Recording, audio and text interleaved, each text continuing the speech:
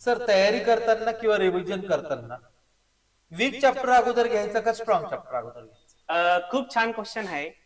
तसं जर बघितलं तर केमिस्ट्री मधले जे मेन 3 पार्ट आहे, फिजिकल, ऑर्गॅनिक आणि इनऑर्गॅनिक. तर बऱ्याच वेळेस असं होतं की मुलांना, काहींना ऑर्गॅनिक खूप आवडतं, फिजिकल आवडत नाही. काहींना इनऑर्गॅनिक खूप आवडतं, ऑर्गॅनिक आवडत नाही.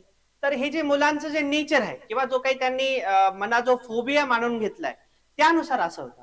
तर सुरुवातीला मला असं वाटतं की जर आपण मीडियम चॅप्टरवर जर फोकस केला तर थोडं बेटर जाईल. मग आपण आपला स्ट्रॉंग पार्ट वर फोकस करा आणि मग शेवटी वीक पार्ट कडे बघा.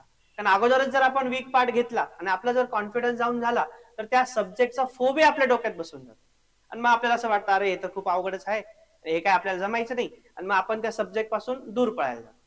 मग आता कोणत्या मुलाला कोणता टॉपिक सोपा जातोय, कोणता अवघड जातोय, स्क्रीनवरती आमचे कॉन्टॅक्ट नंबर आहे किंवा मुलांनी मला प्रत्यक्षात भेटा, मी त्या मुलांशी काहीतरी बोलेल, त्यांना काही प्रश्न विचारेल किंवा त्यांच्याशी जर काही गप्पा केल्या तर मला कळेल याचं फिजिकल स्ट्रॉंग आहे, ऑर्गॅनिक स्ट्रॉंग आहे का इनऑर्गॅनिक स्ट्रॉंग आहे. आणि त्यानुसार मग मी मुलांना एक टॉपिकची ऑर्डर अरेंज करून देईल आणि त्यानुसार जर चांगलं प्रिपरेशन केलं तर एक खूप छान पद्धतीनं प्रिपरेशन होईल आणि खूप छान असे मार्क्स येतील. धन्यवाद सर.